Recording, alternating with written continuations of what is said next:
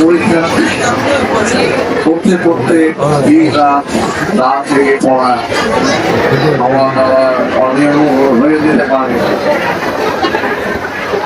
মুখ্যই যখন ফলাফল বের হবে তখন কিন্তু উজ্জ্বল হয়ে উঠবে। আমি সেটাই বলতে চাই, আজকের এই ছাত্রছাত্রী পরীক্ষার্থীরা যদি আমাদেরকে ভালো রাখতে চায়, তাদের মুখটাকে যদি মলিন না ত্যাগ স্বীকার করছে, রক্তার্থিত অর্থ তারা তোমাদের পেছনে ব্যয় করছে, তাদের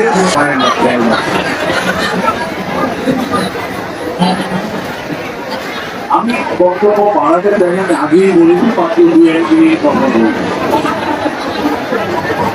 আমি বিশ্বাস করি আপনারা যথেষ্ট পরিশ্রম করে নেবে, তারা তোমাদের জন্য যথেষ্ট চেয়ার পরীক্ষা করেছে, তোমাদেরকে লালন পালন করে যোগ্য নাগরিক করার জন্য তারা অক্লান্ত পরিশ্রম করেছে। তোমাদেরকে এসএসসি পরীক্ষায় উপযুক্ত করার জন্য তারা তাদের সর্বোচ্চ ত্যাগ স্বীকার করেছে। তোমরা বিদায় নিচ্ছ না, তোমাদেরকে তৈরি করা হয়েছে পরবর্তী এই দ্রুত পরিসর থেকে বৃহত্তর পরিসরে পাঠানোর জন্য তারা তোমাদেরকে তৈরি করেছে। এটা আমাদের বিদায় নয়, এটা একটা জায়গা থেকে আরেকটা জায়গায় মাইগ্রেশন দেওয়া। তোমরা উচ্চ বিদ্যালয়ে ছিলা, তোমরা এরপরে মহাবিদ্যালয়ে যাবে, মহাবিদ্যালয় থেকে তোমরা একটি বিশ্ববিদ্যালয়ে যাবে। সুতরাং এই বিদায় খুব কষ্টের বিদায় নয়, যদিও দীর্ঘদিন তোমরা 4-5 বছর এই স্কুলে ছিলা, হয়তো তোমাদেরকে এই স্কুল আর পাবে না, সেগুলো একটু কষ্টের থাকবেই।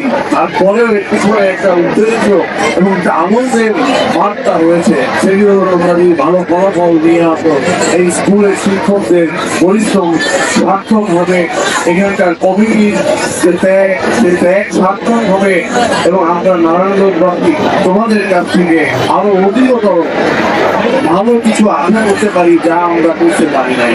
আমরা তোমাদের অগ্রজ, তোমরা আমাদের অনুযোগ, তোমরা আমাদের পরের প্রজন্ম, তোমরা এই নারায়ণগঞ্জের দায়িত্ব গ্রহণ করবে, তোমরা এই বাংলাদেশের দায়িত্ব গ্রহণ করবে। আমরা যা করতে পারলাম না, সেই দায়িত্ব তোমাদেরকে নিয়ে বাংলাদেশকে, বিশেষ করে আমাদের প্রিয় জেলা নারায়ণগঞ্জকে তোমরা সামনের দিকে এগিয়ে নিয়ে যাবে।